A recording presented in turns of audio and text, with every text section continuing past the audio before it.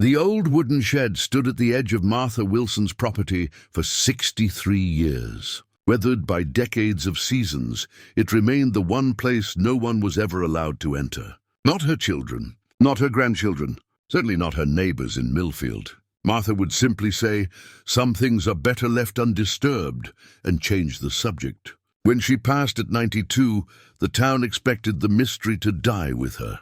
But John Lone Ranger Cooper, the retired sheriff with more curiosity than sense, couldn't let sleeping dogs lie. What he discovered inside those rotting walls would unearth secrets 3 generations deep and force the town to confront a truth no one was prepared to face. What could an old woman have hidden that was worth protecting until her dying breath? Before we jump back in, tell us where you're tuning in from. And if this story touches you, make sure you're subscribed, because tomorrow I've saved something extra special for you.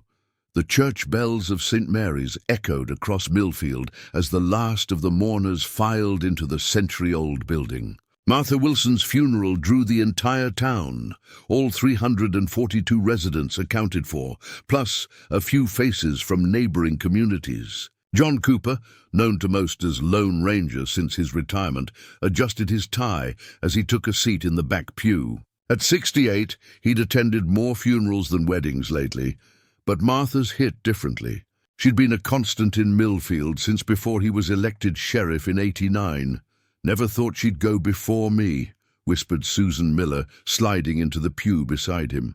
The town librarian had catalogued Millfield's comings and goings for 40 years. 92 and sharp as a tack till the end, Cooper nodded, his eyes drawn to the front row where Emma Wilson sat straight-backed, her teenage son Jack fidgeting beside her. Martha's only granddaughter looked more numb than grieved. "Did you know," Susan leaned closer, "Emma hasn't been back to Millfield in 7 years. Not since that Christmas blowout with Martha." Pastor Evans began the service with practiced solemnity, speaking of Martha's generosity, her prize-winning dahlias, her peach cobbler that won the county fair 30 years running. All true, Cooper thought, but hardly the sum of the woman. Nobody mentioned her peculiarities, her secretiveness, or that damned shed she protected like Fort Knox. As the service concluded, Cooper watched Emma approach the casket. She placed a hand on the polished wood, then reached into her pocket and withdrew something small that glinted in the stained glass light. For a moment, it looked like she might place it in the casket, but she clutched it tightly instead and returned to her seat. Outside, as folks gathered around trays of finger sandwiches and lemonade, Cooper made his way to Emma. She'd aged since he'd last seen her, fine lines around her eyes, a streak of premature grey in her dark hair. "John Cooper," he said, extending his hand. "I was the sheriff, I remember." Her handshake was brief but firm. "You used to bring us Christmas oranges. Your grandmother was a special woman." Emma's smile didn't reach her eyes. "That's what everyone keeps saying. I noticed you had something at the casket." "Something of Martha's?" Her hand instinctively went to her pocket. "Just an old keepsake." Cooper nodded, not pressing. "I was sorry to hear about your mother's passing last year." Martha took it hard. Mom and Gran had their differences, but blood is blood. Emma glanced around, lowering her voice. "Sheriff Cooper, can I ask you something?" "About Gran's property."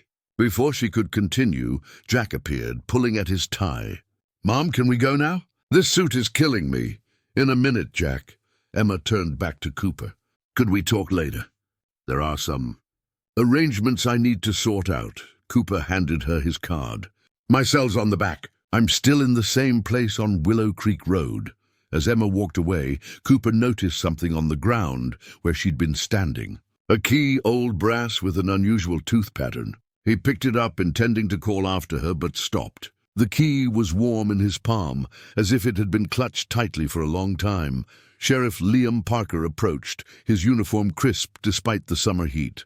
At 38, Parker was everything Cooper wasn't, by the book, technology-savvy, politically minded. "Paying respects to Mrs. Wilson?" Parker asked, "or just making sure she's really gone?" The joke fell flat between them. "Martha deserved a proper goodbye," Cooper replied. "Well, now that's done, maybe that eyesore of a shed can finally come down." "Been a hazard for years." Cooper's grip tightened on the key. "The shed isn't hurting anyone. Tell that to the town council. There's already talk about condemning it. Parker adjusted his hat. Just giving you a heads up, since you and the old lady were close. As Parker walked away, Cooper studied the key once more before slipping it into his pocket. Martha Wilson had kept her secrets close for 63 years. Perhaps this small piece of brass was meant to unlock them. The summer sun began its descent as mourners dispersed, leaving only whispers in their wake. Cooper lingered, watching as Emma and Jack got into their rental car. Through the rear window he could see the boy asking questions, Emma shaking her head firmly. On the drive home, Cooper took the long route that passed Martha's property on the edge of town. The modest farmhouse stood dark against the twilight, but his eyes were drawn to the shed beyond, weathered grey wood that had withstood decades of seasons. Martha had once told him, "Some doors are closed for a reason, John. Remember that." At the time, he'd thought it just another of her cryptic sayings. Now, with a mysterious key in his pocket and Martha gone, Cooper wondered if some doors were finally meant to be opened. Cooper pulled his aging Chevy into the gravel lot behind the Millfield Public Library. The red brick building had been the town's post office before Susan Miller lobbied the council to convert it in '82. The morning after Martha's funeral, he found himself drawn here, rather than to his usual breakfast at Dottie's Diner. The library smelled of dust, paper, and the faint lavender perfume Susan had worn since high school. She glanced up from her desk, reading glasses perched on her nose. Twice in 2 days, John Cooper. The world must be ending. She smiled, closing the ledger before her. Or is this official business? Just curious about something. He leaned against the front desk. How far back do the town records go? Susan's eyebrows rose. That depends what you're looking for. Birth certificates, property deeds, town minutes? Martha Wilson. When she first came to Millfield, the librarian removed her glasses, letting them hang from the chain around her neck. This about the shed. What do you know about it? Susan shook her head. Only what everyone knows. Nobody goes in, ever. She stood, smoothing her cardigan. Follow me. In the back room, metal filing cabinets lined the walls. Susan unlocked one labeled Town Records 1950-1960 and pulled out a thick folder. Martha first appears. In the record when she bought the Wilson property in September 1959, she handed Cooper a photocopied deed, paid cash, which caused quite a stir. Single women didn't just show up and buy farmland back then. Cooper studied the document. She wasn't married to Howard Wilson yet? That came later. Winter of '61, I believe. Susan pulled another folder. Howard was 15 years her senior, widowed, no children. He died in '78. Any record of where she came from. Susan's expression turned thoughtful. That's the curious thing. Martha never said much about her past. There were rumors, of course. Some thought she was running from something, abusive husband, perhaps. Others suggested more exotic origins. She leaned closer. Agatha Peterson, God rest her soul, was convinced Martha was European. Said her accent slipped sometimes when she was tired. Cooper remembered Martha's precise way of speaking, each word carefully chosen. Not quite an accent, but something different about her cadence. What about the shed? He asked. Built it herself, from what I understand. Before she married Howard. There was talk. What kind of talk? Susan lowered her voice, though they were alone.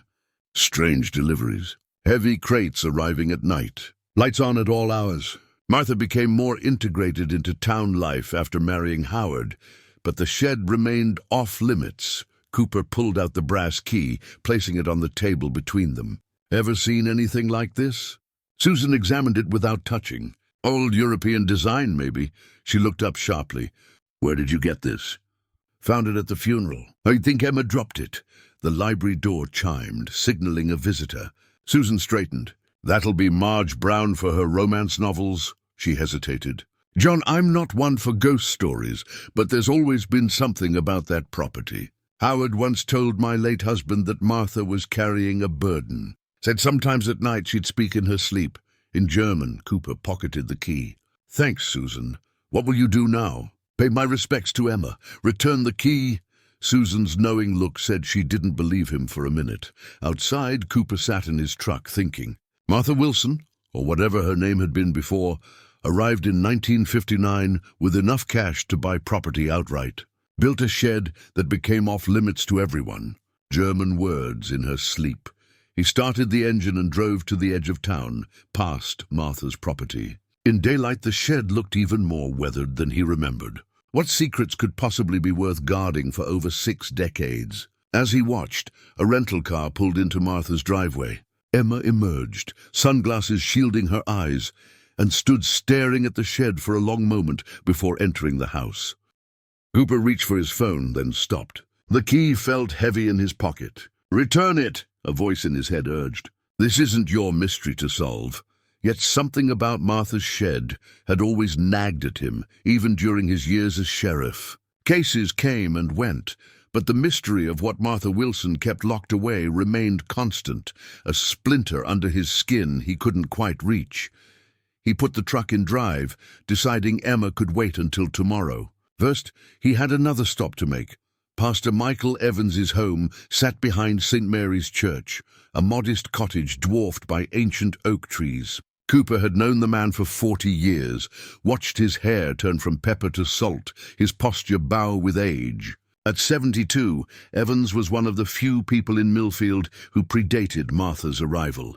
The pastor answered on the third knock, surprise registering on his lined face. "John, twice in 1 week, a record." He stepped aside. "Come in. Sarah just made coffee." Cooper removed his hat as he entered. The living room was cluttered with books and papers, evidence of Evans's lifelong scholarly pursuits beyond his pastoral duties. "If you're collecting for the hospital fundraiser." "My checkbook's in the study," Evans said. "Actually, I wanted to ask about Martha Wilson." Evans paused, hand mid-reach for a coffee mug. "I see." He gestured to an armchair. "Sit. What's troubling you, John?" Cooper settled into the worn leather. "Did you know Martha before she married Howard?" The pastor handed him a steaming cup. "Not well. She kept to herself those first years." He lowered himself into the adjacent chair, knees cracking. "Howard brought her to service occasionally after they married. Before that, she never attended. What was your impression of her?" Evans sipped his coffee, considering. "Reserved, intelligent. There was a dignity about her. Howard was besotted." He set his cup down. "But you didn't come to hear about their courtship. What do you know about the shed?" A shadow passed over Evans's face. "Only that it was important to her." He leaned forward. "John, Martha's burial service was yesterday. Why this interest now?" Cooper reached into his pocket, placing the brass key on the coffee table between them.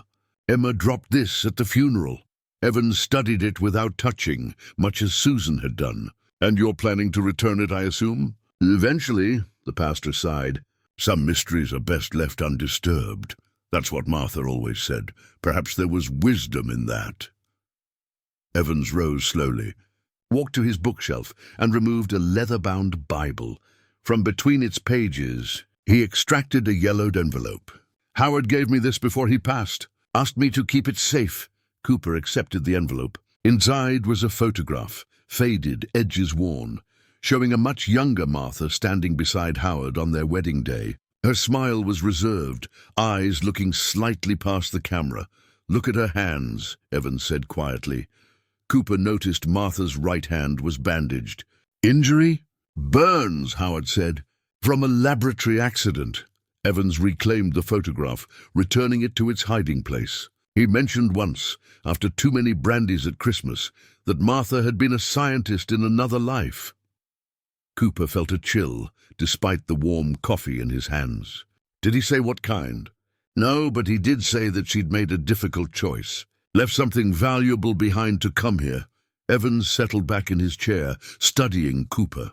"Howard loved her deeply, but I always sensed he was protecting her too." "From what?" "He never said, but on his deathbed he asked me to watch over her. To make sure," Evans hesitated, "to make sure no one disturbed her work in the shed." Evans nodded. "Martha continued whatever it was, all these years. Sometimes driving home late, I'd see lights from inside. Once about 15 years ago, there was a small explosion. Nothing serious, but the volunteer fire department responded. Martha refused to let anyone inside, assured everyone it was just a propane tank for heating.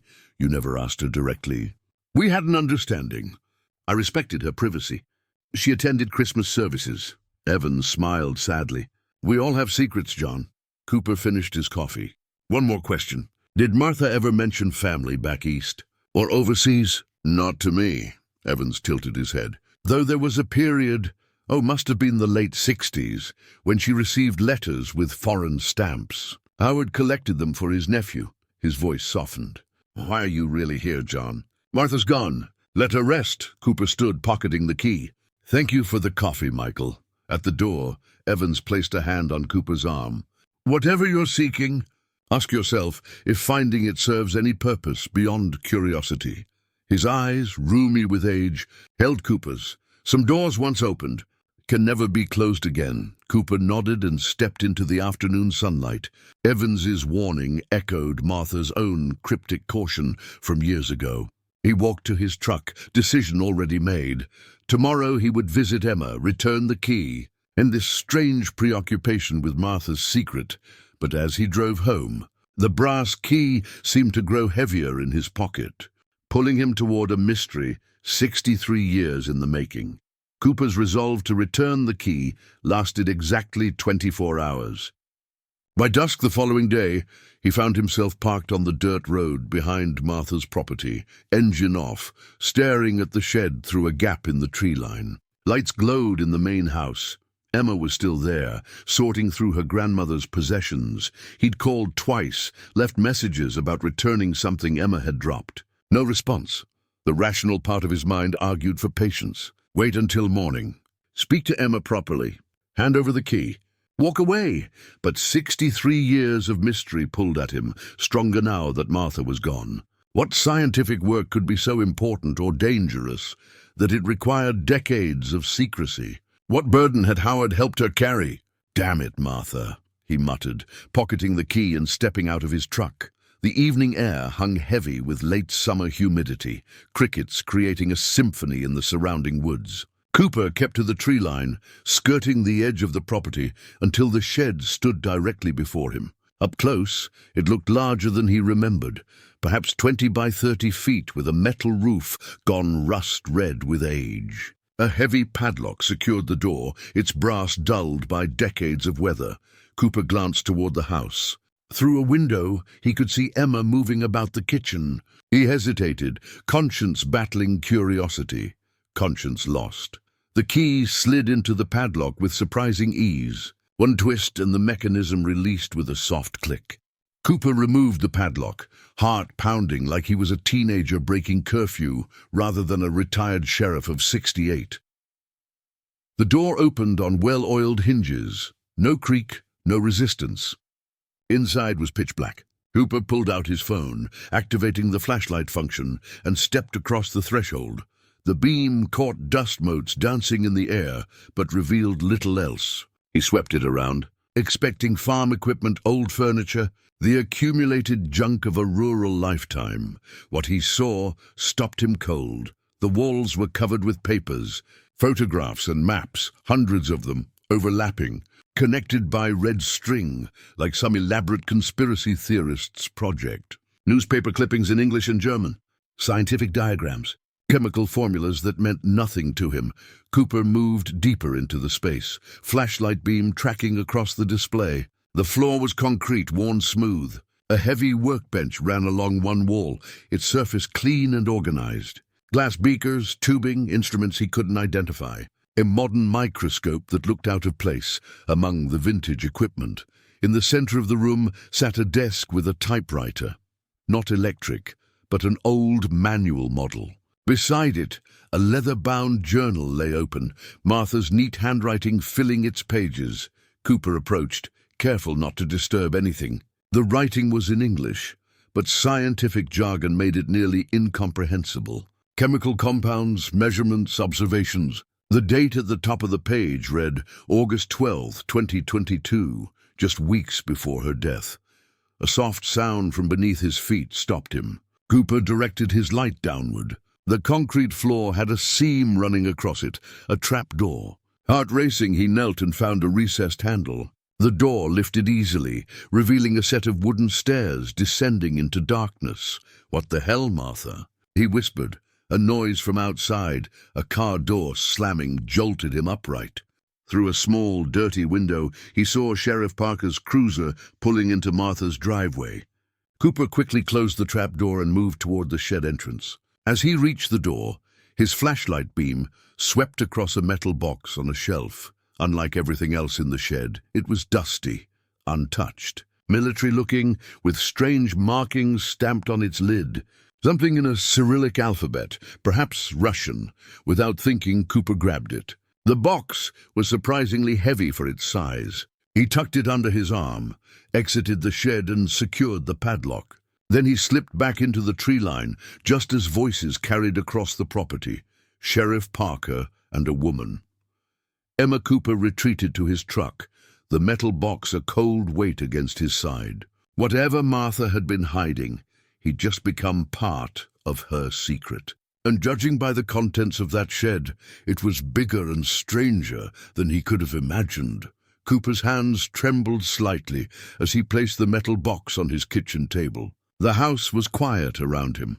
Only the occasional creak of old timber and the distant hoot of an owl breaking the silence. He'd lived alone since Catherine passed 15 years ago, their children long moved away to brighter horizons than Millfield could offer. The box seemed out of place among his coffee mug and yesterday's crossword puzzle.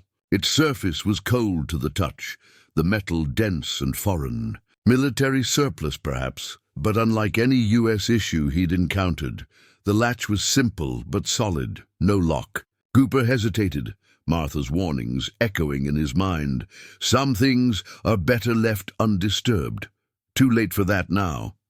He opened the lid carefully. No dramatic hiss of escaping air, no strange odor, just the musty smell of long enclosed papers. Inside lay several folders, their edges yellowed with age, labeled in neat handwriting. German words he couldn't decipher except for dates, 1945, 1946, 1952. Beneath the folders, a brown envelope contained what appeared to be identification papers. Cooper removed them gently, laying them on the table. The first document was in German, with an eagle insignia at the top. The black and white photograph clipped to it showed a young woman with high cheekbones and intense eyes, unmistakably Martha, though decades younger. The name read Margaret Weiss, birth date June 17, 1923. Birthplace Berlin. Margaret, Cooper whispered, testing the name on his tongue. The next document was American, dated 1959, a naturalization certificate for Margaret Wilson, formerly Margaret Weiss. The photograph showed the same woman, perhaps 10 years older, her expression more guarded. Cooper sat back, mind racing. Martha Margaret had come from Germany. Changed her name, but why? The timing nagged at him. 1945 would have been the end of World War II. He reached for the phone, then stopped. Who would he even call?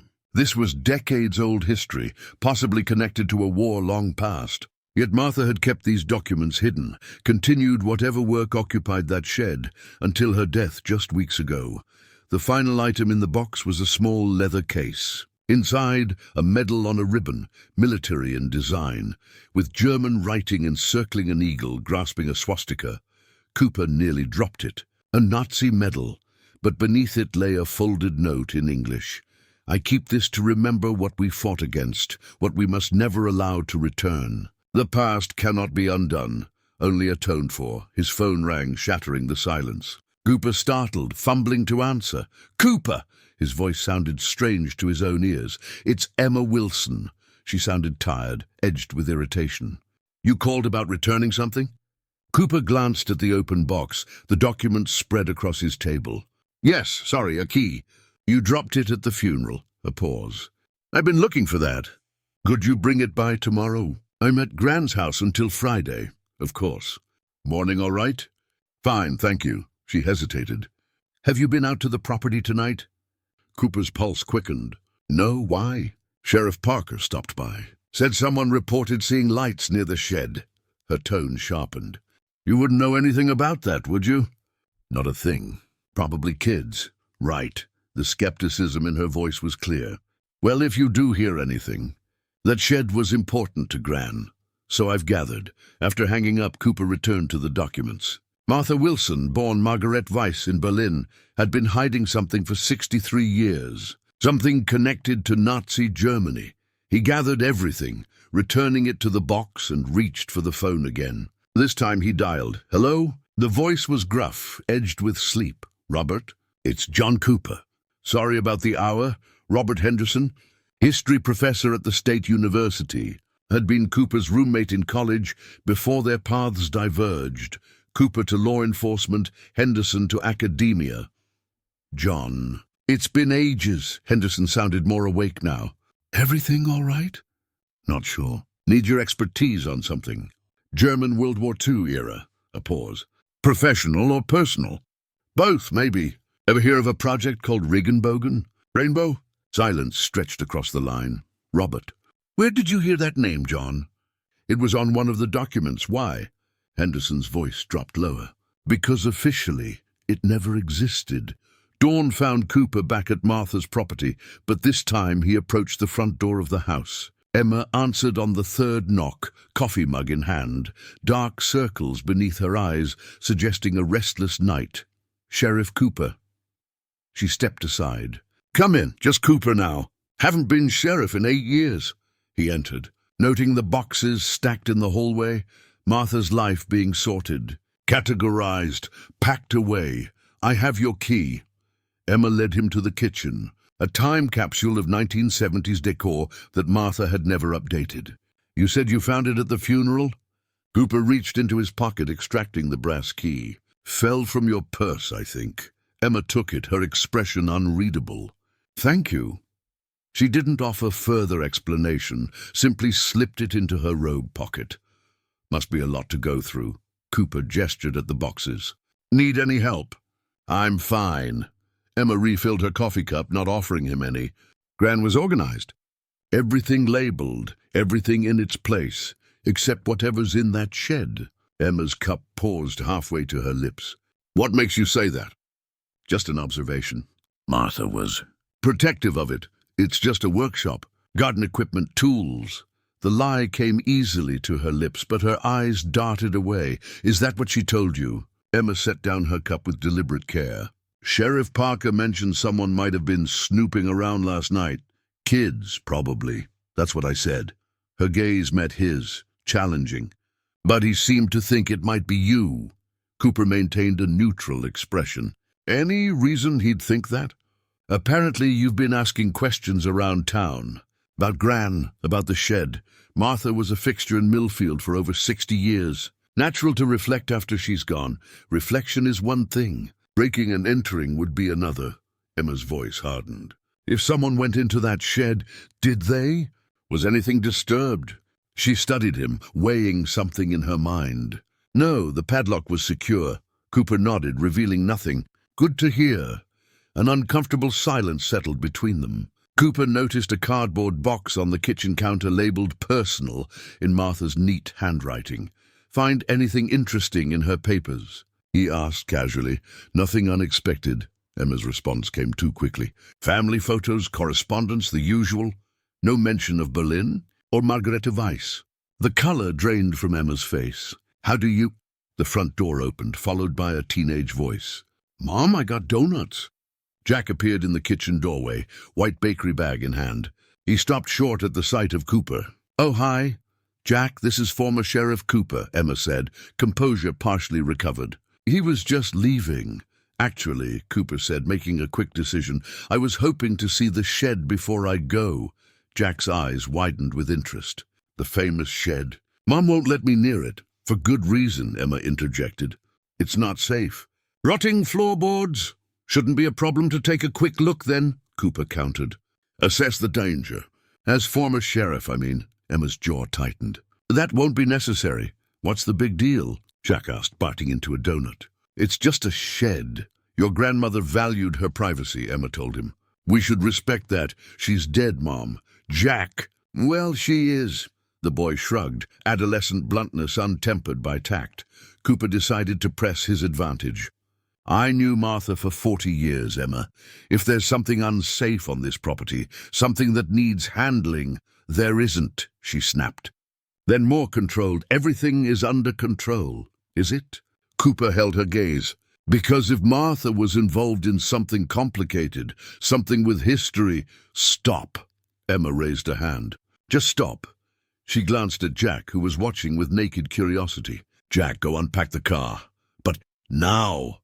The teenager slouched out, muttering under his breath. When they were alone, Emma stepped closer to Cooper, voice low and intense. I don't know what you think you know, but you need to drop this. For your own good. Is that a threat? A warning. From someone who cares what happens to you. Her expression softened slightly. Gran always spoke highly of you, said you were a good man, a fair sheriff. She wouldn't want you involved in this. In what, exactly? Emma shook her head. Please, just let it go. We're leaving Friday. The property will be sold. Whatever you think is happening here, it'll be over. What about the shed? I'm handling it. Cooper studied her, seeing Martha's stubbornness in the set of her jaw. Your grandmother had a different name once. Came from Germany after the war. Had connections to something called Project Rainbow. Emma's face revealed nothing, but her knuckles whitened around her coffee mug. Whatever Martha was hiding, Cooper continued, it was important enough to protect for 63 years. Important enough to keep working on until she died. If it's dangerous, you have no idea what you're talking about, Emma said, her voice barely above a whisper. Then enlighten me. Their standoff was interrupted by the sound of tires on gravel. Through the kitchen window, Cooper saw Sheriff Parker's cruiser pulling up. I called him, Emma said, answering his unasked question. After you called last night, I figured you might come by. And why would the sheriff need to be here for that? Emma's gaze was steady. Because Gran made me promise that if anyone ever got too curious about the shed, I should call the authorities. She took a deep breath. That's all I'm going to say on the matter. Cooper nodded slowly, understanding dawning. Martha had an arrangement with the sheriff's department, didn't she? All these years. The front door opened again, Parker's voice calling out. Emma held Cooper's gaze for one more moment. Goodbye, Mr. Cooper. Thank you for returning the key. Cooper watched Sheriff Parker's cruiser follow his truck in the rearview mirror for 3 miles before turning back toward town. The message was clear: stay away from Martha's property. But the warning only strengthened his resolve. At home, he found Robert Henderson waiting on the porch swing, a leather briefcase on his lap. At 70, Robert retained the sharp eyes and quick mind that had made him a respected historian. Only the silver hair and liver spots on his hands betrayed his age. Took a chance you'd be home, Robert said, rising to shake Cooper's hand. Drove down after your call and couldn't discuss this over the phone. Inside, Cooper brewed coffee while Robert arranged documents on the kitchen table.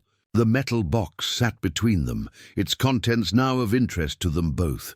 Project Rainbow, Robert began, was officially non-existent. Struck from records after the war, but rumors persisted in academic circles. He tapped a folder.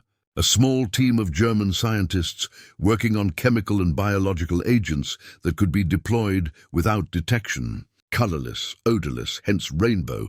Invisible but deadly. And Margarete, was one of these scientists. Robert nodded grimly. Dr. Margarete Weiss was considered brilliant in organic chemistry. Recruited to work for the Reich in 43, according to what little documentation survived. He indicated the box.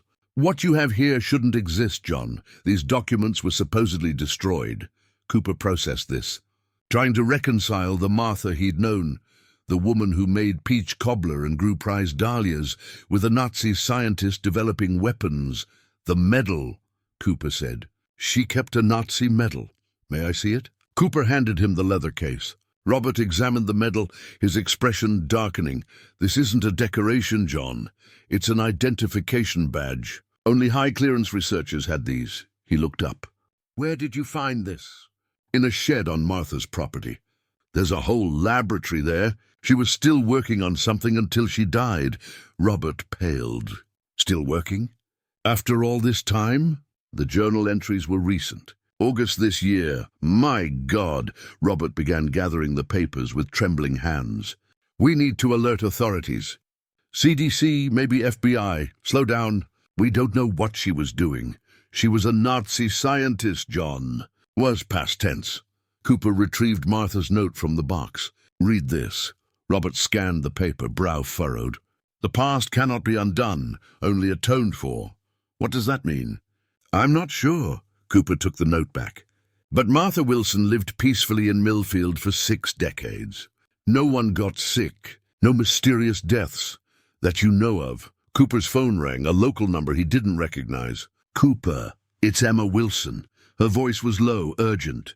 Can you meet me? Alone, no Sheriff Parker. Cooper glanced at Robert, who was still organizing papers. When? Now, the overlook at Willow Creek. Come alone. She hung up. I have to go, Cooper told Robert. Stay here. Keep digging. John, if she really was continuing this research, I need to know more before we do anything rash. The overlook was a scenic point above the creek, where teenagers parked and couples watched sunsets. Today, it was deserted except for Emma's rental car. She stood by the railing, watching the water below. She'd changed into jeans and a sweater despite the warm day, as if preparing for something. Thanks for coming, she said without turning. I wasn't sure you would. You called the sheriff on me, then called me for a secret meeting. Forgive me if I'm confused. She faced him, eyes red-rimmed but determined. I needed you away from the house. Parker's watching it. Why? Because after you left, I searched the shed. Her voice cracked slightly. Found the space where the metal box had been. Realized someone had been inside. Emma, let me finish. I've been going through Gran's papers since she died, trying to understand. She hugged herself against a chill Cooper couldn't feel. There were rumors in our family. Things said when people thought I couldn't hear. About Gran's past. About why she never talked about the war years. What did you find? Letters, journals, enough to know she wasn't what people might think. Emma met his gaze. She wasn't just a Nazi scientist, Mr. Cooper. She was a saboteur.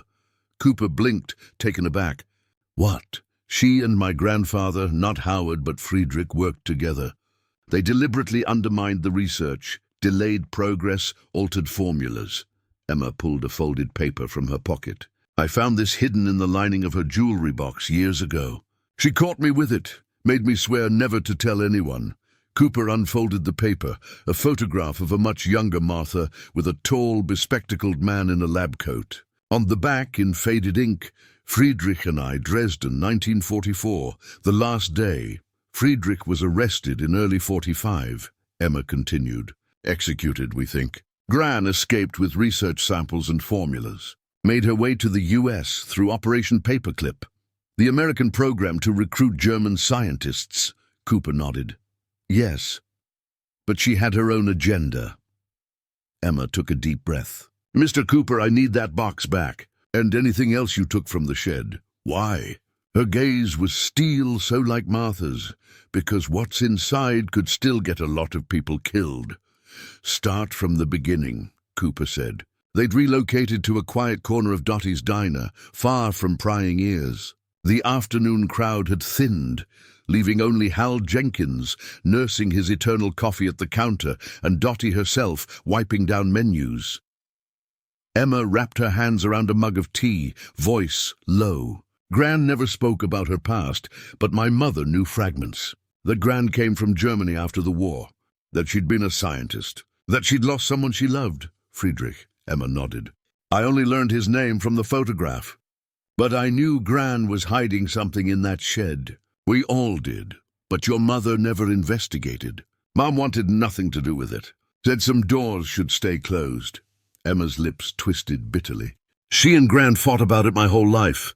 Mom thought Gran should destroy whatever she brought from Germany, not keep working on it. But Martha kept working, every day, sometimes all night. Emma stared into her tea. I visited Summers as a child. Gran would disappear into the shed for hours. Once I snuck close enough to hear her talking to herself, in German, although I didn't recognize the language then. She was crying, repeating a name, Friedrich. Yes, after that I started looking for clues. Found old photographs, letters in languages I couldn't read. Mom caught me, was furious. That Christmas was the big fight. Mom accused Gran of endangering all of us by keeping that poison around. Poison? Cooper straightened. Mom's word, not mine. I don't know what's actually in there. Your grandmother continued her research for 63 years. Why? What was she trying to accomplish? Emma pushed away her mug. From what I've pieced together, Project Rainbow created something terrible. A chemical agent that could kill thousands without detection. Gran and Friedrich sabotaged it, but couldn't destroy all the research. The Americans wanted it, that's why they brought her over through Operation Paperclip. But she didn't give it to them. No. She took samples and formulas and disappeared. The Story family was told that she escaped Nazi Germany as a refugee, met and married Howard Wilson, was partially fabricated. Emma's expression softened. Though she did love Howard, he protected her, helped her maintain her cover. And the sheriff's department? They were involved. Gran had arrangements, first with Sheriff Grant, then others. Keep people away from the shed, no questions asked. Emma met his gaze. Until you. Cooper absorbed this, connecting pieces. Martha was continuing her research, but not to weaponize it, to neutralize it. She was trying to create an antidote. Emma nodded. That's my theory. She was trying to undo what she'd helped create, even if it took her whole life. She leaned forward. But others never stopped looking for what she took. The formulas, the samples. What others? I don't know exactly. Government agencies, maybe private interests. People who still see military potential in whatever Project Rainbow created. Emma lowered her voice further. 2 men visited Gran 3 months ago. Claimed to be from the Department of Defense, reviewing old Operation Paperclip cases. She was terrified afterward, made me promise that if anything happened to her, I'd destroy everything in the shed. But you haven't. I couldn't figure out how. There's equipment down there I don't understand. Containers with warning labels. Cooper remembered the trapdoor, the laboratory beneath. Why are you telling me this now? Because you took the box, which means you're involved whether I like it or not. Emma's expression hardened. And because Sheriff Parker called someone after you left this morning, I overheard him saying a civilian had been asking questions, had possibly compromised security. Parker's working with these people. I don't know if he understands what he's involved in. Maybe he thinks it's routine national security. Emma checked her watch anxiously. Jack's waiting in the car. We need to go. Where? To your place to get the box. Then back to Gran's. There's something I need to show you in the shed. Parker's watching the property. He left an hour ago. Called away to a disturbance at the mill. Emma stood. Mr. Cooper, I know how this sounds. Nazi scientists, secret formulas, government conspiracies. If I hadn't seen Gran's evidence myself, I'd think it was delusional. I've seen inside the shed, Cooper reminded her. And the documents in the box. Then you understand the stakes. Emma's voice took on a desperate edge. Whatever Gran created, or helped create during the war, was terrible enough that she devoted her entire life to containing it. She died still working on the problem. You think she was murdered? I think her heart gave out after 6 decades of carrying an impossible burden. Emma's eyes glistened. But I also think those men who visited accelerated the timeline. She was rushing at the end, working day and night, rushing to finish what? The neutralizing agent. She thought she was close. Emma started toward the door. We need to move quickly, before whoever Parker called decides to investigate further. Cooper threw money on the table and followed, mind racing. Martha Wilson's simple, small-town existence had been an elaborate cover for one of the most extended scientific missions imaginable, the neutralization of a weapon so dangerous that governments still sought it, decades after the war's end, and now that mission had fallen to them. Your friends should leave town, Emma said as they pulled into Cooper's driveway. Robert Henderson's car was still parked outside. Robert's harmless. No one's harmless once they know about this. Her knuckles whitened on the steering wheel. Every person involved increases the risk. Jack slouched in the back seat, headphones on, oblivious to the tension. Cooper wondered how much Emma had told her son. Inside, Robert had transformed the kitchen table into a historian's workstation, documents arranged in chronological order, notes scribbled on a yellow legal pad, laptop open to a database of Operation Paperclip scientists. John. Oh, thank God. Robert looked up, glasses perched on the end of his nose. I found references to Margaret Weiss in declassified files. She was considered... He stopped mid-sentence, noticing Emma. Oh, hello. Robert, this is Emma Wilson, Martha's granddaughter. Emma, Dr. Robert Henderson. Dr. Henderson. Emma nodded curtly. What have you found? Robert glanced at Cooper, who nodded permission. Margaret Weiss was listed as a person of interest by American intelligence in 1945. Brilliant chemist. Specialized in synthetic compounds affecting the nervous system. Robert adjusted his glasses. She was recruited to Project Rainbow in 1943, but by 45, Allied intelligence suspected she was deliberately sabotaging research. She was, Emma confirmed. With Friedrich Baumann, Robert nodded. He appears in the files too. Head of the laboratory division, executed for treason in February 1945. What about after the war? Cooper asked. When she came to America. Robert shuffled papers. That's where it gets interesting. She was brought over through paperclip in June 1959, assigned to a research facility in Maryland. 3 months later, she disappeared with research materials. He looked up gravely. She was listed as a national security threat. They never stopped looking for her. Until now, Emma said quietly. Pardon? We need the box, Emma told Cooper, ignoring Robert. And we should go, now. Cooper retrieved the metal box from his bedroom, where he'd hidden it behind books on a shelf. When he returned, Robert was showing Emma a document. This references Compound R7. Is that familiar to you? Emma shook her head. Gran never discussed specifics with family. According to this, R7 was the most promising of the rainbow compounds. Colorless, odorless, water-soluble, causes paralysis and respiratory failure within hours of exposure. No known antidote. Robert removed his glasses, rubbing tired eyes. If your grandmother took samples, she did, Emma interrupted, along with her research, to prevent anyone from replicating it, but kept working on it, Cooper added. All these years. To neutralize it, Emma insisted. Not to weaponize it. Robert looked unconvinced. The road to hell, Ms. Wilson. We should go. Emma turned to Cooper. Jack can stay here with Dr. Henderson. I'm not a babysitter, Robert protested. And I'm not a baby, Jack called from the living room, where he'd been pretending not to listen. I'm 16, Emma's expression brooked no argument. You're staying here. This isn't negotiable. 20 minutes later, Cooper and Emma approached Martha's property on foot, cutting through the wooded area behind the shed. The afternoon shadows had lengthened, providing additional cover. No vehicles were visible, but Emma remained cautious, scanning the surroundings continuously. Parker could return any minute, she whispered as they reached the shed. We need to be quick. The brass key slid into the padlock just as easily as before. Inside, nothing appeared disturbed. The walls still covered with papers, the workbench still organized with scientific precision. Emma moved directly to the trapdoor, lifting it to reveal the wooden stairs. Down here! Cooper followed her into a surprisingly large basement laboratory, far more sophisticated than the room above. Modern equipment lined sterile metal tables. Computer monitors displayed molecular models. A separate area housed what appeared to be a containment unit with negative pressure systems. My God, Cooper breathed. How did she afford all this? Patents, Emma explained.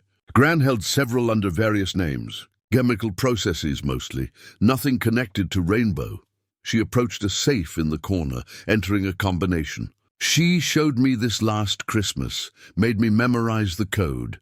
The safe opened to reveal a small refrigerated compartment containing several sealed vials in protective cases. Samples, Emma said simply. Of compound R7, Cooper stepped back instinctively. Active samples? After all this time, the compound is remarkably stable. That was part of its appeal as a weapon. Emma carefully closed the safe. Gran kept them to test her neutralizing formulas against the actual agent. Where's this neutralizing agent? Emma moved to a workstation, unlocking a drawer with a key from her pocket. Inside was a journal, not the one Cooper had seen before, but newer, its pages filled with recent entries. Her final calculations are here. She was working on synthesis when she died. Emma ran her fingers over the handwritten formulas. I understand some of it. I studied chemistry before law school, but not enough to complete her work. Then why are we here? What's your plan? Emma retrieved a USB drive from the drawer. Everything Gran knew about Rainbow is here. The original formulas, her modifications, the neutralizing agent research. I promised to destroy it all, but first, she hesitated. First what, Emma? First I need to understand exactly what we're dealing with. And there's only one person who might help. She tucked the drive and journal into her bag. Gran's former colleague, another paperclip scientist she stayed in contact with. He's 94 now, in a nursing home in Virginia. You want to take this to another Nazi scientist. Former Nazi. Like Gran, he was a saboteur. Dr. Werner Klein. A noise from above froze them both. A car engine, then doors slamming. We need to go, Emma whispered urgently. Now! Cooper hesitated, looking around the laboratory. A lifetime of secret work, of atonement for wartime sins. What about the samples? We can't leave them.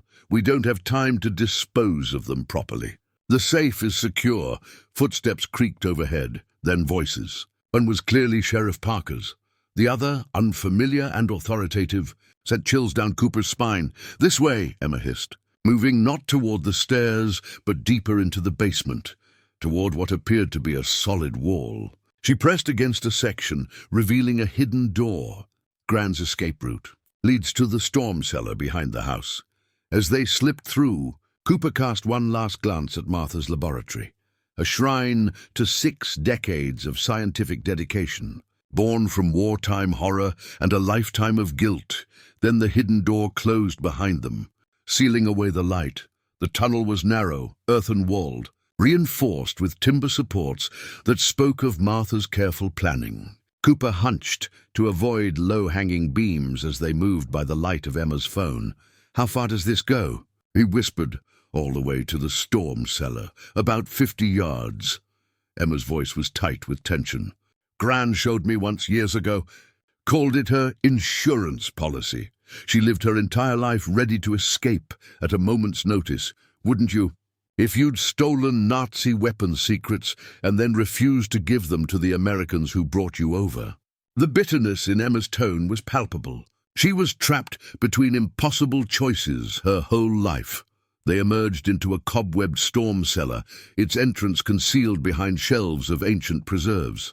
Emma led them up concrete steps to a pair of slanted wooden doors that opened behind a cluster of overgrown hydrangeas.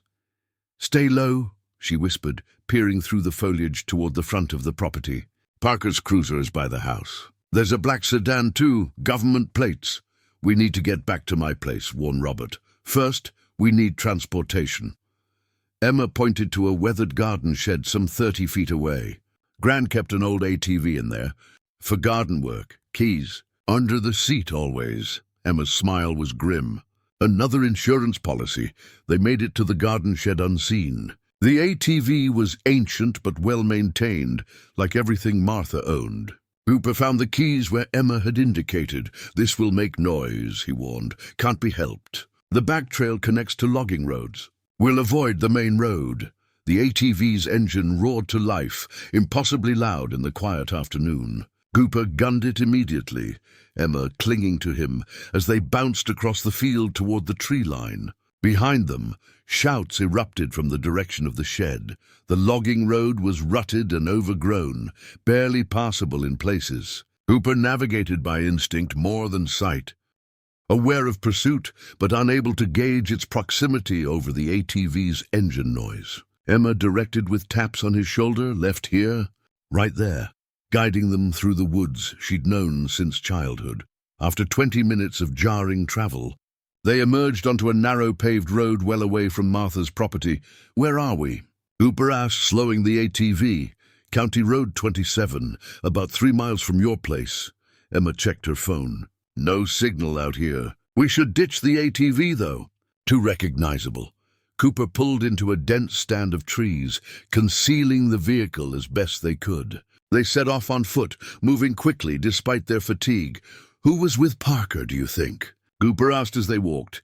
"Someone from whatever agency is monitoring this. FBI, CIA, DOD, does it matter? They all want the same thing, the samples. And Martha's research." Emma nodded grimly. "Compound R7 was the holy grail of chemical weapons research. undetectable until it's too late, water-soluble, stable for decades. She clutched her bag containing the USB drive and journal, perfect for terrorism, assassinations, or military applications where deniability is crucial. And your grandmother kept samples all these years. That seemed reckless? Maybe, but she needed them to test her neutralizing formulas. Emma's voice softened. She never forgave herself for her role in creating R7, even though she sabotaged the project. That's why she spent 63 years trying to develop a counteragent. Did she succeed? I think she was close. Her final journal entries were excited, breakthrough level. But the chemistry is beyond me. Emma glanced at Cooper. That's why we need Dr. Klein. He worked with Gran and Friedrich on the original project. He might understand what she was trying to do. If he's still mentally sharp at 94, we have to try. They walked in silence for a while, the weight of Martha's secret heavy between them. What's your plan after Virginia? Cooper finally asked. If Klein can help complete the neutralizing agent, expose everything. The weapon's existence, the neutralizing agent, the decades-long cover-up. Emma's jaw set in determination. Gran kept silent to protect the formula from falling into the wrong hands. But with a neutralizing agent, exposure becomes the safest option. That won't make you popular with the government. I'm a lawyer. Mr. Cooper, I know how to prepare for contingencies. They reached a bend in the road, with a clear view of Cooper's property a half-mile ahead. Cooper stopped abruptly, pulling Emma behind a tree. Black sedan in my driveway, he murmured. Same plates. Emma squinted. Can't tell from here, but likely. They move fast. Robert and Jack are in there. Emma's face paled. We need to call for help. Who would we call? The sheriff is involved. State police? And tell them what? That we're involved with Nazi-developed chemical weapons stolen 60 years ago. Cooper shook his head. We're on our own. Emma checked her phone again. 1 bar. Enough to text. Her fingers flew across the screen. Telling Jack to act normal. Say nothing about the shed or Gran's research. Pretend I'm just sorting Gran's estate.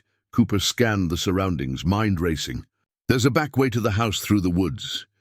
We can observe, see what we're dealing with, and if they're holding Robert and Jack. Cooper's expression hardened. Then Martha Wilson won't be the only one in this town with secrets. They moved off the road, disappearing into the forest's shadows.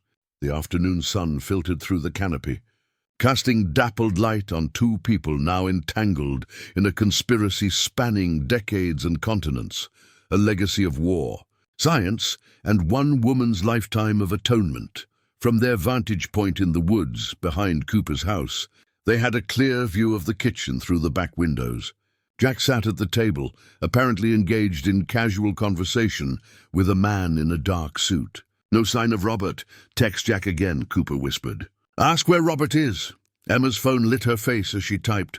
Moments later, a reply. Bathroom.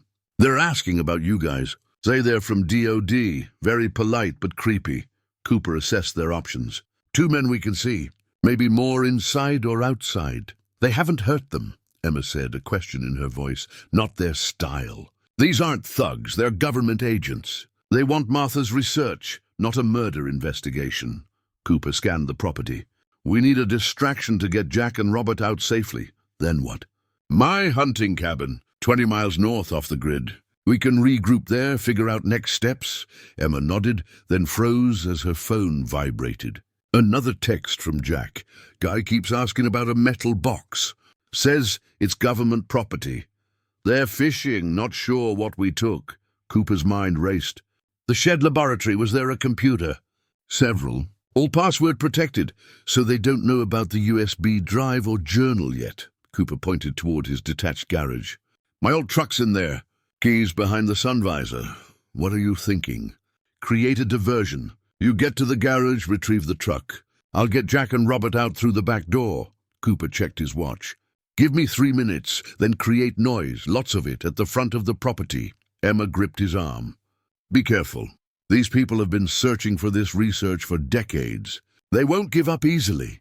Cooper nodded, then moved silently through the woods toward the house. Years of hunting had taught him to step lightly, avoid fallen branches. At the back door, he paused, listening. Voices from the living room, Jack's higher tenor. A man's deeper tones asking questions about Emma's whereabouts. Another voice, Robert's, responding vaguely. Cooper tested the door handle. Unlocked. He slipped inside into the mudroom, then the kitchen. The house's layout gave him an advantage. He could reach the hallway without being seen from the living room.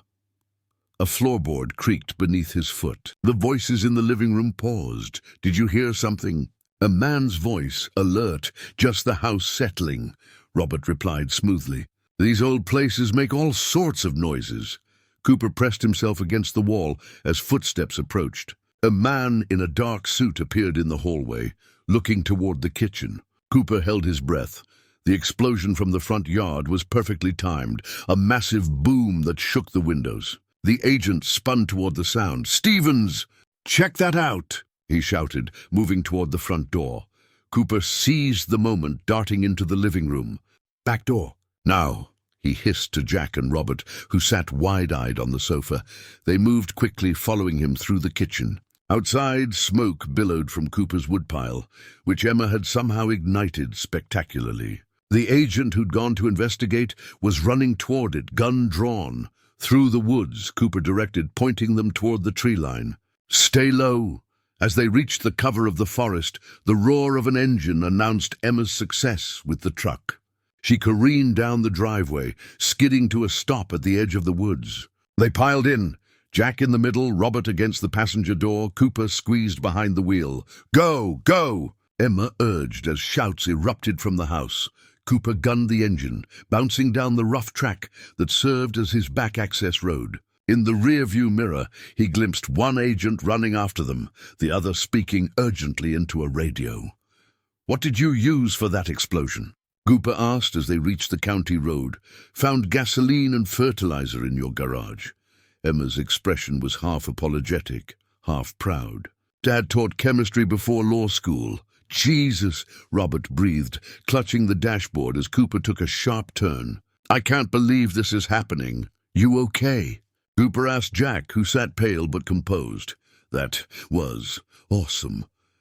The teenager's shock was giving way to exhilaration. Those guys were asking really weird questions about Great-Grand's research. Kept calling her Dr. Weiss.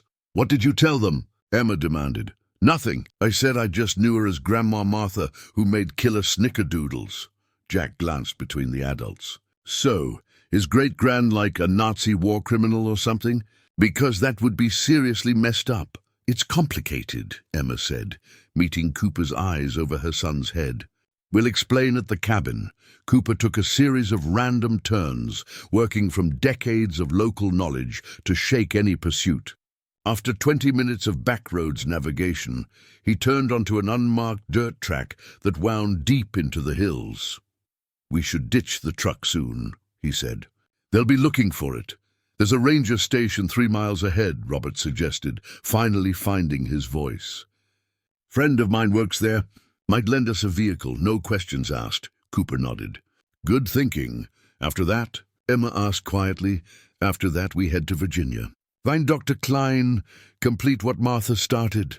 Cooper's hands tightened on the steering wheel. Because if those agents recover those samples before we develop the neutralizing agent, they won't, Emma said, with a conviction that reminded Cooper powerfully of Martha. My grandmother spent her life protecting the world from what she helped create. I won't let that be in vain.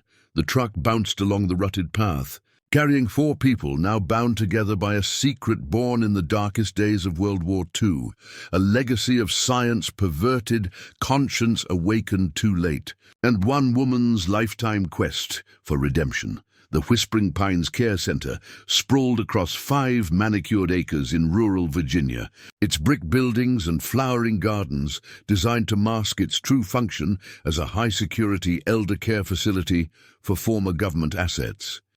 Cooper surveyed it from their borrowed Park Service SUV parked on a rise 1/2 mile away.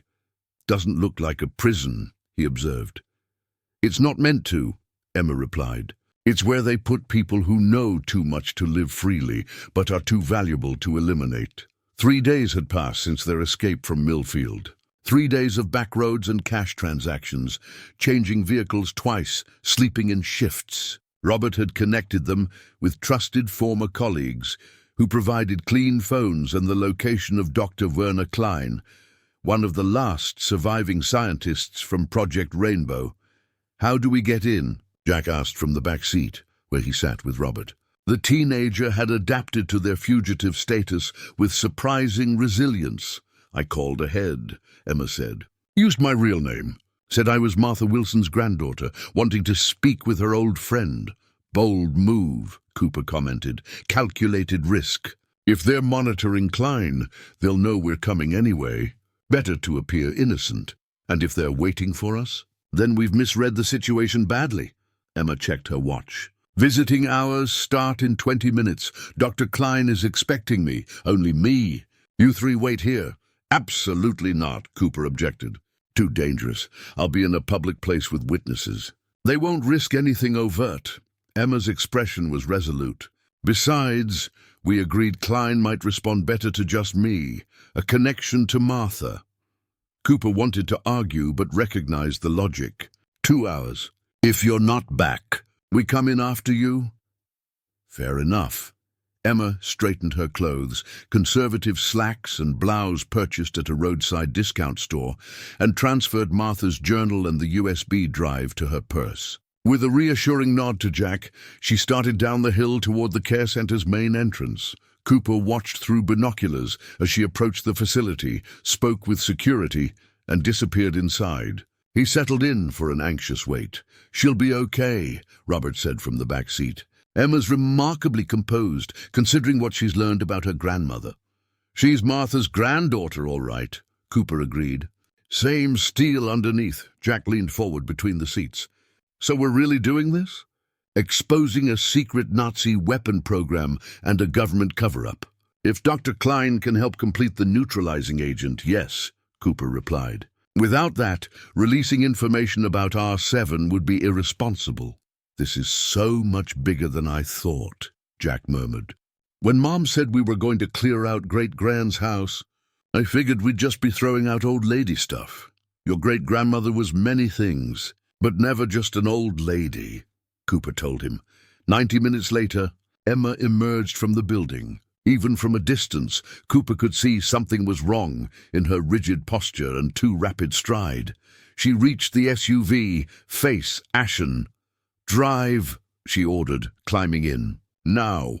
Cooper pulled away immediately, keeping his speed measured to avoid attention. "What happened?" "Klein is dead." Emma's voice was flat. "Passed away 3 days ago, supposedly from natural causes." "Coincidence?" Robert asked from the back seat. "He left a message for me." Emma's hands trembled slightly as she withdrew a sealed envelope from her purse. "The nurse said he'd been expecting me, that Martha had written to him recently, told him I might come." "You think he was murdered?" Cooper asked quietly. "I think a 94-year-old man with a weak heart wouldn't need much help dying in a way that looks natural." Emma stared at the sealed envelope, especially if someone learned he was communicating with Martha. "Open it," Jack urged. Emma broke the seal carefully. Inside was a single key and a handwritten note in shaky German. She read it silently, her expression changing from grief to shock. "What does it say?" Cooper prompted. "The truth is not what you believe. Martha kept the most dangerous secret of all." Emma's voice faltered. "He says Martha didn't destroy the primary research as she claimed. She completed it." "Completed what?" Robert asked. "Project Rainbow. Compound R7." Emma looked up, eyes wide with disbelief. "Klein says she perfected the formula, made it even more lethal than the original. The neutralizing agent was always secondary. That can't be right," Cooper objected. "Why would she—" "Insurance," Emma whispered, reading further. "He says she kept it as insurance against those who might come after her. Dead-hand deterrence, he calls it." "What's the key for?" Jack asked. Emma turned the note over. "Safety deposit box. First National Bank of Arlington. The complete truth awaits." Cooper drove in silence, mind reeling. Martha Wilson, Margrethe Weiss, had presented herself as a reluctant Nazi scientist turned saboteur, spending her life trying to neutralize a weapon she helped create. But what if that was only part of the truth? What if Martha's secret was darker, more complex than any of them had imagined? The First National Bank of Arlington maintained the dignified facade of old money and discretion. Emma approached the counter alone, the men waiting in the SUV to minimize exposure. The safety deposit key felt unnaturally heavy in her hand. "I'd like to access a box, please." She presented the key and identification, her actual driver's license. Another calculated risk. The manager escorted her to a private viewing room. Minutes later, Emma sat before a metal box that potentially held the truth about her grandmother's life work. She opened it with trembling fingers. Inside, a leather portfolio, a small metal cylinder marked with biohazard symbols, and a letter addressed to "My dearest Emma." She opened the letter first. Recognizing Martha's precise handwriting, "If you're reading this, I've failed to complete my work, and Werner has guided you here. Forgive an old woman's deception, but some truths are too dangerous for casual sharing." Emma read rapidly, color draining from her face. When she finished, she sat motionless, the pages clutched in white-knuckled hands. 20 minutes later, she returned to the SUV, the portfolio tucked under her arm. "Well?" Cooper prompted. "Drive," Emma said quietly. "Find somewhere private." They located a deserted picnic area in a state park, screened by trees from the main road. Emma spread the portfolio's contents across a weathered table, laboratory notes, formulas, photographs, and Martha's letter. "My grandmother wasn't what we thought," she began, voice hollow. "Not entirely. What do you mean?" Robert asked. "Project Rainbow wasn't just one weapon. It was a comprehensive chemical warfare program with multiple compounds under development." Emma pointed to a chemical diagram. "R7 was the most promising, the one Friedrich and Martha sabotaged. But Klein's note suggested she completed it," Cooper said. "She did, but not for the reasons we assumed."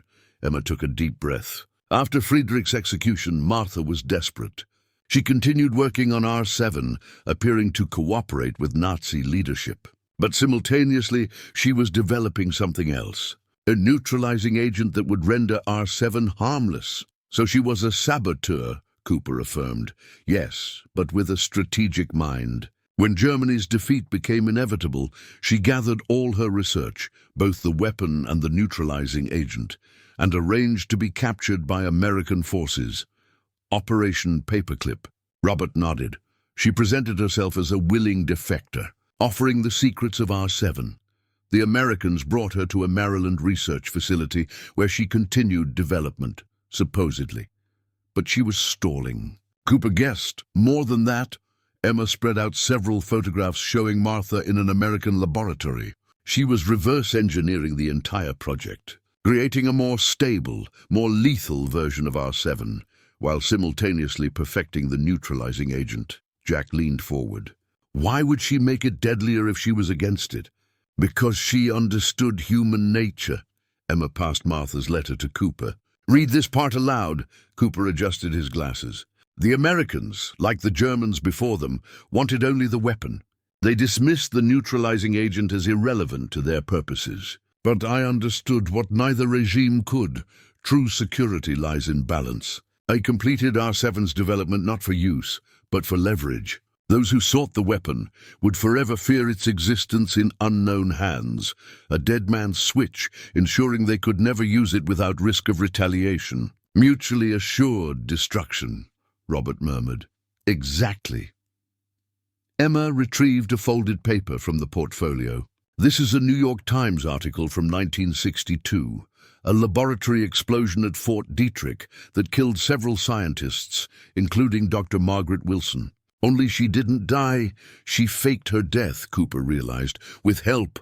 Her supervisor, a man named William Grant, Sheriff Grant," Cooper breathed. "Martha's connection to Millfield," Emma nodded. "Grant helped her escape with samples and research. She established a new identity in Millfield, while officially being declared dead. The perfect cover to continue her work. So for 63 years, she developed both the perfect chemical weapon and its antidote," Robert summarized, "to maintain balance, and as insurance." Emma's expression darkened. The cylinder in the safety deposit box contains both the final R7 formula and the completed neutralizing agent. Her letter explains she finished both 3 months ago. After those men visited her, Cooper recalled, they must have learned she was alive. Perhaps Klein let something slip. Emma gathered the documents. Gran knew they were coming for her research. She completed both formulas, secured them, then died before they could force her to reproduce her work. So what now? Jack asked, the teenager's voice bringing the adults back to their immediate predicament. Emma looked at each of them in turn, her grandmother's determination evident in her eyes. Now we do exactly what Martha planned. We make her insurance policy public. We reveal both the weapon and its antidote simultaneously. The government won't allow that, Robert warned. They won't have a choice. Emma held up a small flash drive from the portfolio. Martha left copies with 5 different international organizations, set to release automatically if she didn't enter a monthly code. That deadline passed 2 weeks ago. Cooper stared at her. You mean, yes, Emma nodded grimly. The truth about Project Rainbow R7 and 60 years of government cover-up is already spreading across the world. We're not breaking the story, her voice softened. We're just coming home to face it. They drove through the night, headlights cutting through darkness, the SUV's occupants wrapped in their own thoughts. The decision to return to Millfield had not been unanimous. Robert argued for taking the evidence to major media outlets first. Jack suggested Canada, teenage logic dictating that crossing a border would somehow provide safety. But Cooper and Emma prevailed. They would face what was coming on home ground. We'll have about a day, Emma said, breaking a long silence. Maybe less. My contact at The Guardian confirmed they're running their story at midnight London time, giving us time to secure the samples from the Shed laboratory. Cooper added, we can't let those fall into the wrong hands, government or otherwise. Robert dozed in the back seat, academic stamina exhausted by their days on the run. Jack thumbed through Martha's journal, fascinated despite, or perhaps because of, the moral complexity of his great-grandmother's legacy. She was kind of a badass, he remarked, looking up. In a scary, playing with world-ending chemicals kind of way. She was a woman with an impossible choice, Emma corrected gently. Create weapons for monsters, or pretend to cooperate while working against them, by creating even deadlier weapons. Jack challenged. By creating balance, Cooper interjected. Your great-grandmother understood something fundamental about human nature.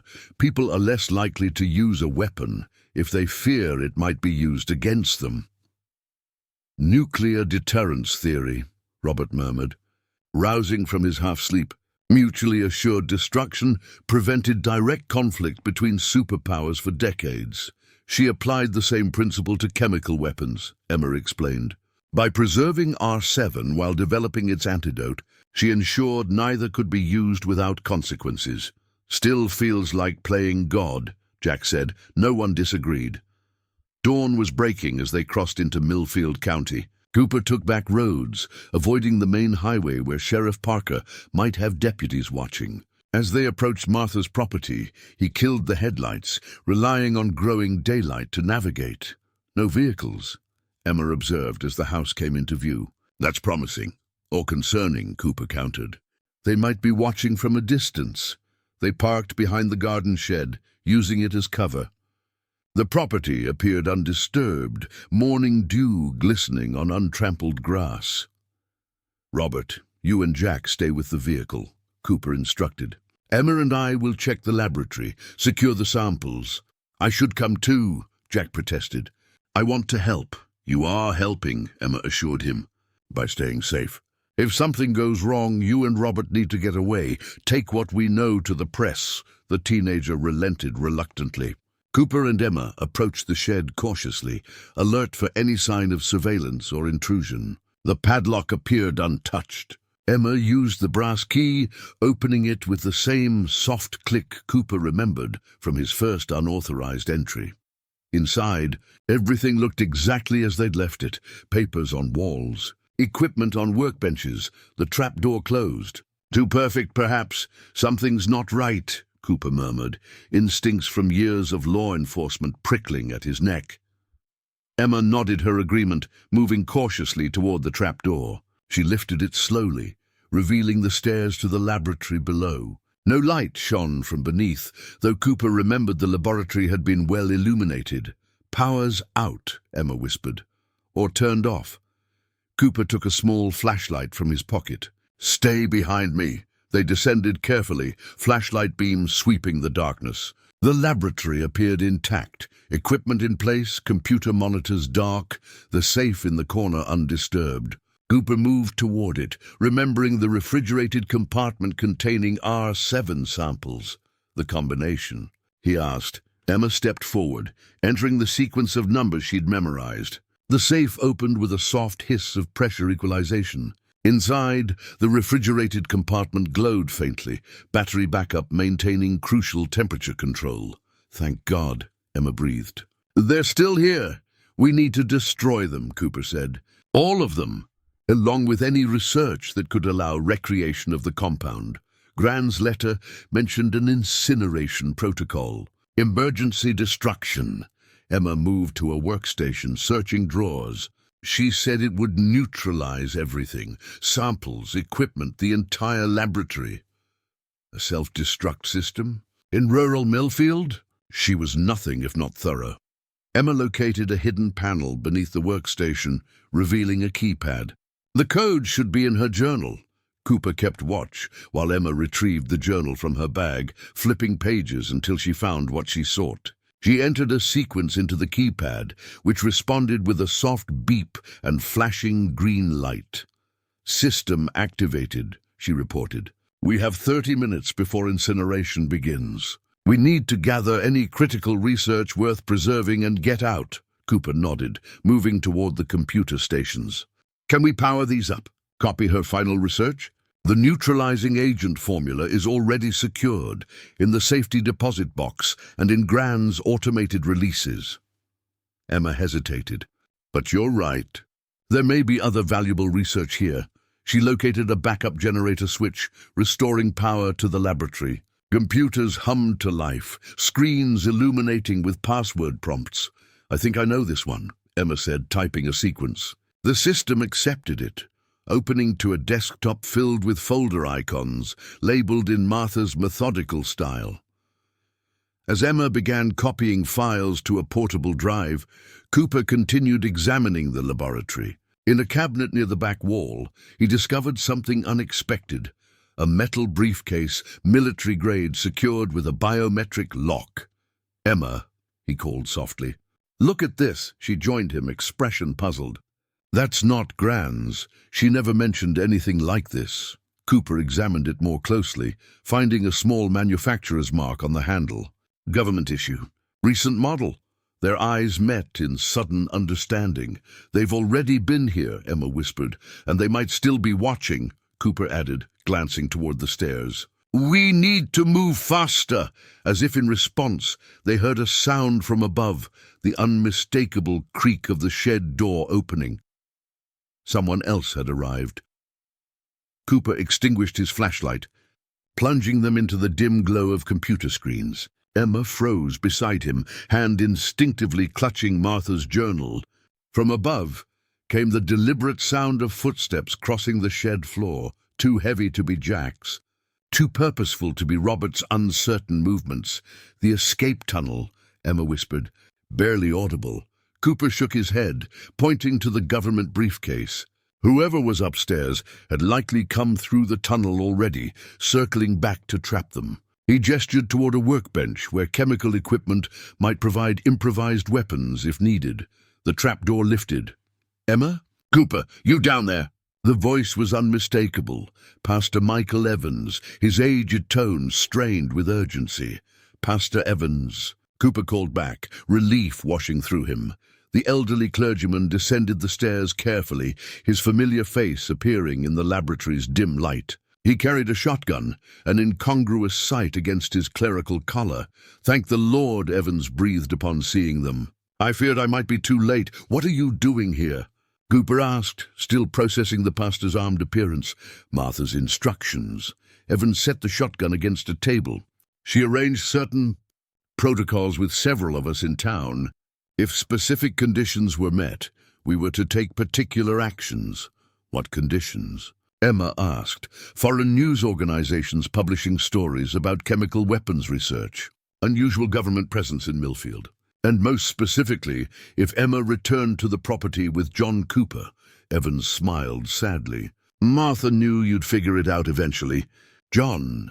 She always said your curiosity would outlast her secrecy. Cooper remembered their conversations over the years. Martha deflecting his subtle questions with grandmotherly charm. She predicted all this? Martha left nothing to chance.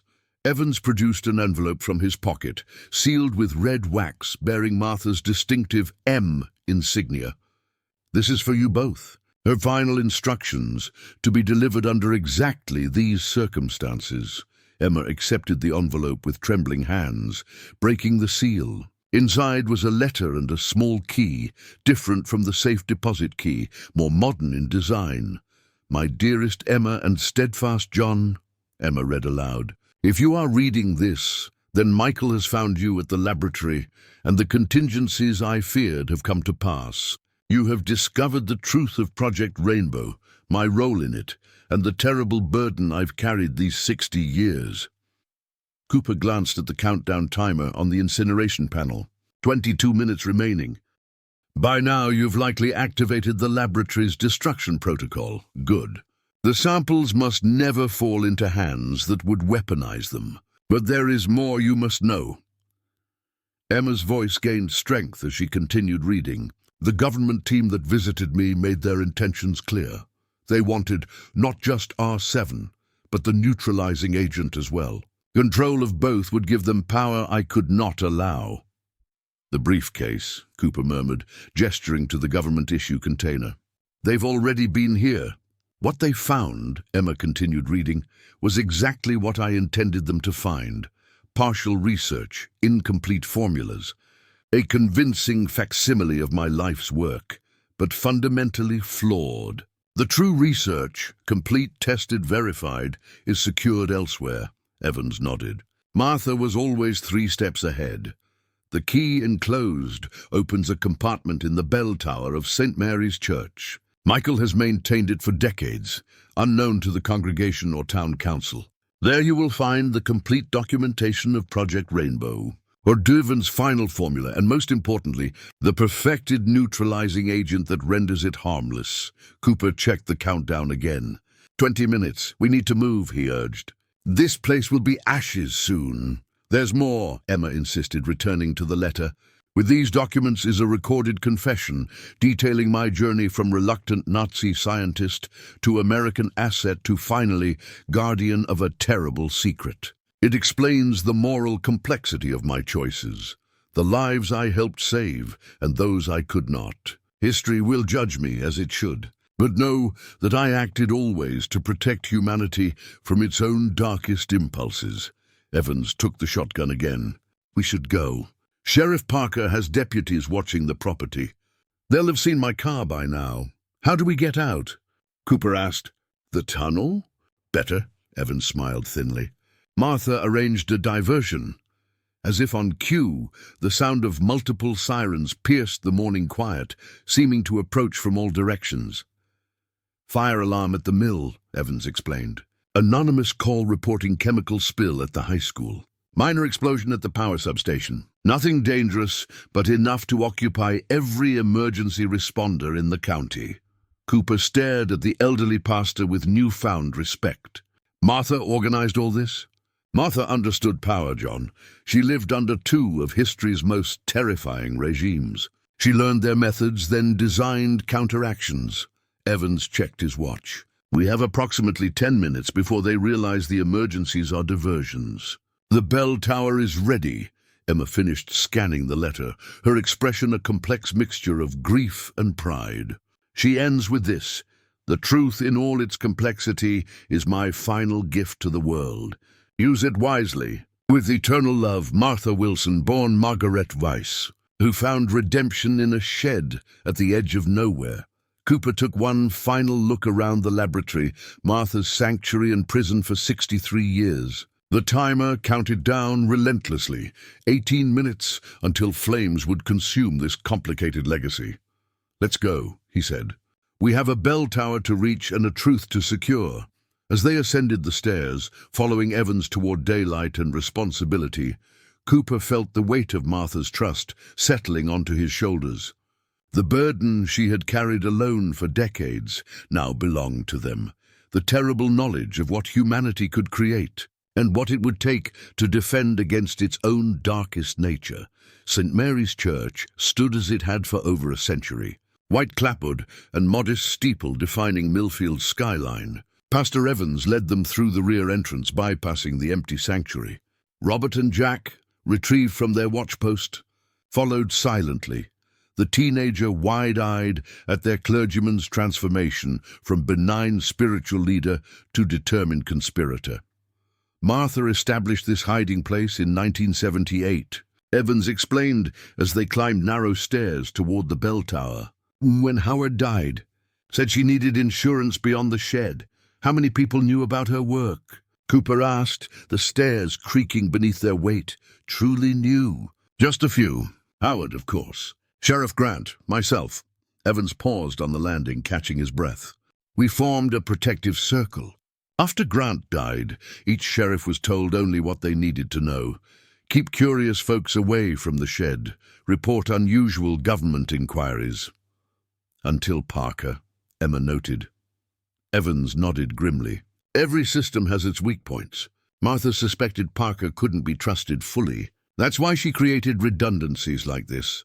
The bell tower was small, dominated by the massive bronze bell that had called Millfield's faithful to worship for generations. Evans moved to the wooden platform beneath it, kneeling with effort to remove a section of flooring. Beneath was a metal lockbox, modern and secure, incongruous in the ancient tower. "The key, Emma?" he prompted. The lockbox opened to reveal a waterproof case containing document folios, data drives, and a sealed metal container labeled "Neutralizing Agent Complete." "The final version," Emma breathed. "She really did finish it," Evans nodded. 2 months ago. She called me, elated. Said 60 years of work had finally paid off. She'd created a compound that could neutralize R7 completely, rendering it harmless even after exposure. "The ultimate insurance policy," Robert mused. "Not just the threat of mutual destruction, but the power to negate it." A commotion from the church grounds drew their attention. Through the tower's narrow windows, they saw Sheriff Parker's cruiser skidding to a stop outside, followed by 2 black SUVs. Men in tactical gear emerged, moving with military precision. "They've figured out the diversions," Evans said grimly. "We have perhaps 3 minutes before they secure the building. Is there another way out?" Cooper asked, instincts shifting to tactical assessment. "The back stairwell leads to the vestry. From there, a passage connects to the cemetery maintenance shed." Evans handed the case to Emma. "You should go. Take the research." "I'll delay them." "You can't stay," Emma protested. "They'll arrest you." "I'm 82, my dear. What can they do to me that time isn't already doing?" Evans smiled serenely. "Besides, I've been Martha's conspirator for 45 years. I won't abandon her now."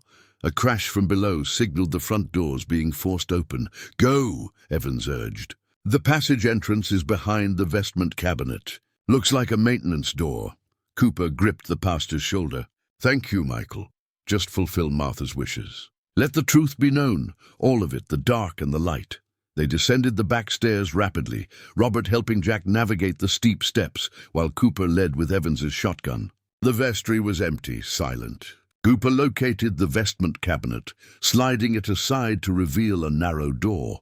"Church sits on foundations from the 1850s, Emma whispered. "Underground tunnels were part of the freeze. Hence where I can see them." Sheriff Parker stood in the vestry doorway, service weapon drawn. Behind him, a man in a dark suit waited, unnervingly calm. "It's over, Cooper," Parker said. "Put down the shotgun." Cooper slowly placed the weapon on the floor. "This isn't a police matter, Liam. National security trumps local jurisdiction," Parker replied mechanically. The suited man stepped forward.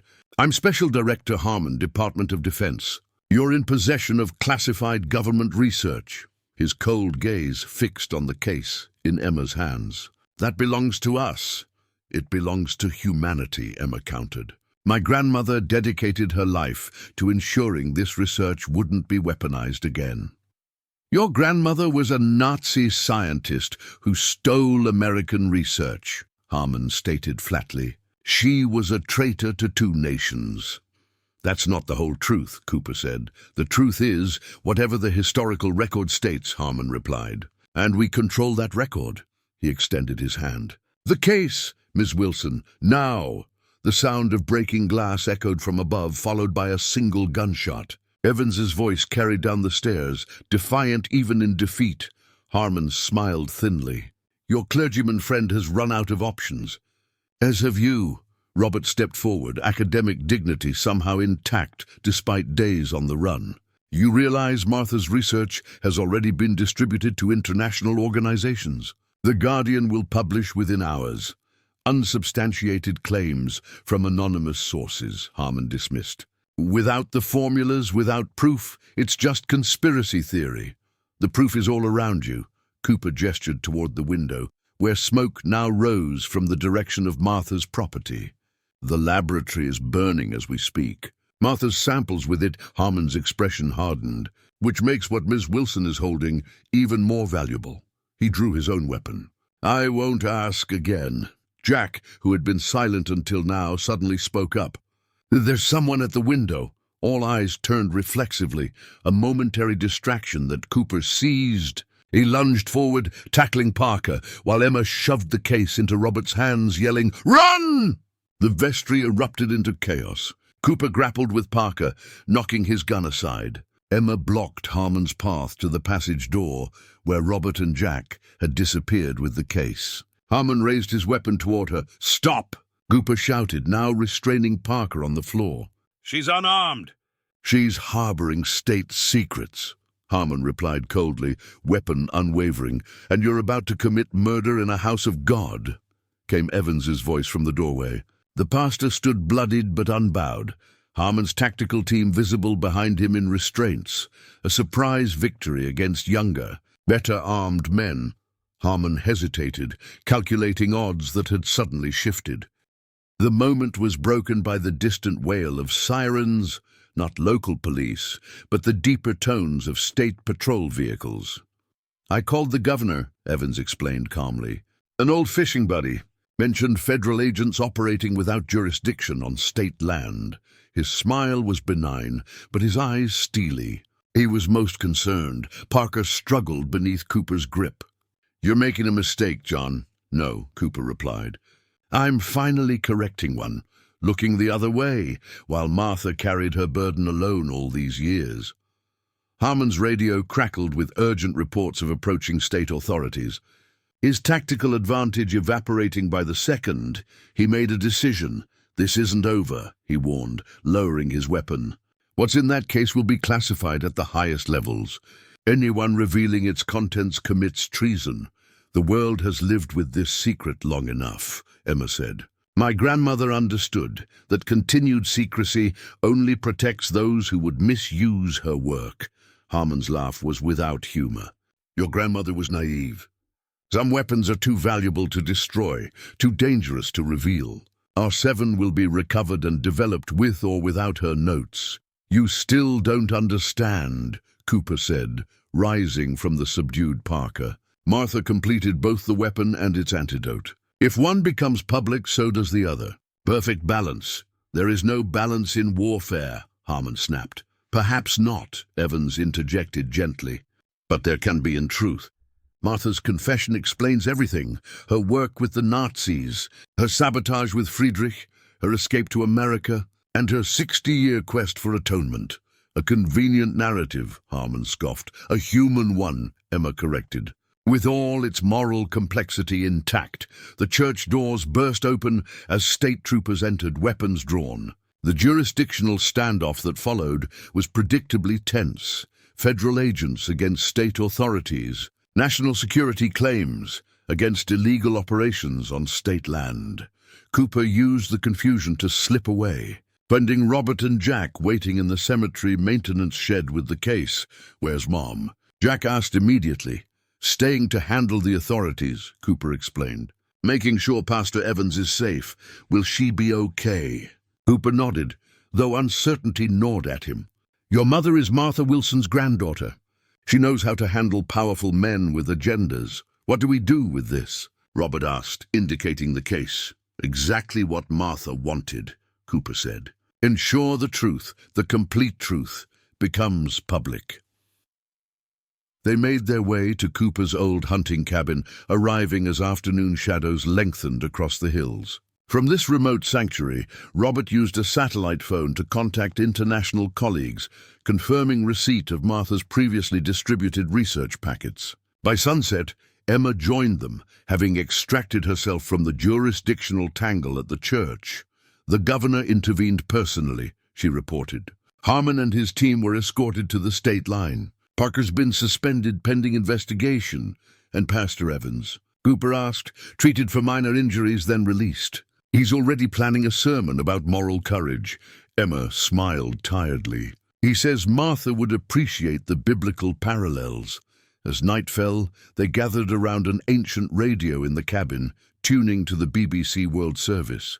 At precisely midnight London time, the broadcaster's crisp voice announced, "Our top story tonight. Shocking revelations about a decades-long cover-up of Nazi chemical weapons research continued on American soil." The story unfolded in measured tones. Project Rainbow, Compound R7, Martha Wilson's double life, and her development of a neutralizing agent that rendered the weapon obsolete. Details aligned perfectly with Martha's documentation, supplemented by corroborating evidence from international sources. She really did think of everything, Robert marveled. Not everything, Emma said softly. She couldn't have anticipated how this would change lives. Mine, Jack's, yours. She looked at Cooper. The towns. Millfield will survive, Cooper assured her. Towns always do. They absorb secrets, incorporate them into their identity. And the people who kept those secrets? Jack asked. Cooper considered the question, remembering Martha as he'd known her, gardening in summer sun, baking for church socials, living her quiet life while carrying a burden few could imagine. They do what your great-grandmother did, he finally answered. They find ways to live with complexity, to serve a greater good, while accepting their own flawed choices. Emma opened the case, removing Martha's final letter. She knew this day would come. Listen to her last words. To those who will judge me, I offer no defense beyond this. I tried always to protect life, even when surrounded by those who valued only death. History will determine whether I succeeded. But in creating a weapon's cure alongside its poison, perhaps I have balanced my ledger at last. Outside the cabin window, distant lights moved along the valley road. Media vans, most likely, drawn by the international story now breaking across time zones. By morning, Millfield would be transformed from an overlooked rural backwater to the epicenter of a global revelation. But for tonight, in this moment of quiet, between secrets revealed and consequences unfolding, four unlikely allies sat in contemplative silence, bound together by a woman who had carried the atomic age's darkest legacy in a weathered shed at the edge of nowhere. Martha Wilson, born Margaret Weiss, had finally completed her mission. The truth, in all its terrible complexity, was free. 1 year later, Cooper stood beside the newly constructed memorial garden that had replaced Martha's shed. Autumn painted the surrounding trees in gold and crimson, a striking backdrop for the simple ceremony about to take place. Wooden chairs arranged in neat rows faced a bronze plaque mounted on a stone pedestal, the only formal marker of what had happened here.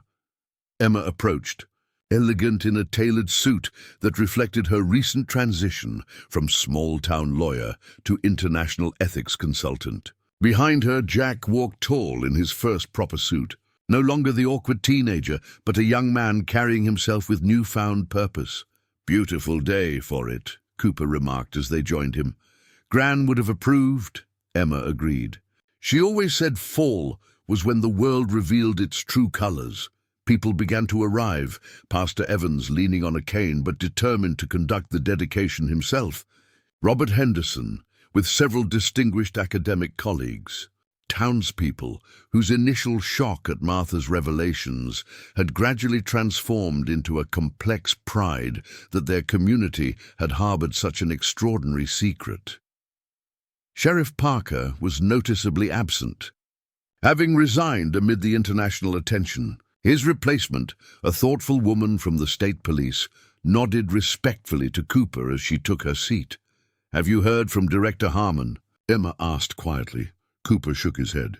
"Not directly. His department issued another denial last week. Standard protocol. But the damage is done. Too many independent verifications of Martha's research now.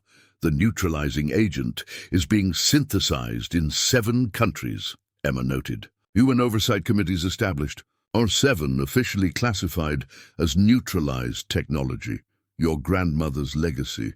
Part of it. Anyway." Emma's gaze drifted to the memorial garden, where dahlias, Martha's favorite, bloomed in precise rows. The more important part is harder to quantify. As the ceremony began, Cooper observed the gathered crowd, a curious mixture of locals who had known Martha only as the reserved widow on the edge of town, and international figures drawn by her posthumous revelation as one of history's most consequential scientist spies. Pastor Evans spoke eloquently about moral courage and the burden of knowledge. Robert presented the academic case for Martha's place in history. But it was Jack who captured the essence of what had happened here. When he stepped forward to place a simple bouquet beside the plaque. "My great-grandmother lived 2 lives, the young man said, his voice steady. In one, she baked cookies and grew flowers. In the other, she protected the world from a terrible weapon by ensuring its antidote would always exist alongside it. I never understood until recently that both lives were equally important. Both reflected her belief that creation should always balance destruction." Later, as the crowd dispersed, Cooper found himself alone with Emma beside the memorial bench that had replaced Martha's workspace. "I'm headed back to Washington tomorrow," she said. "Congressional testimony on chemical weapons protocols.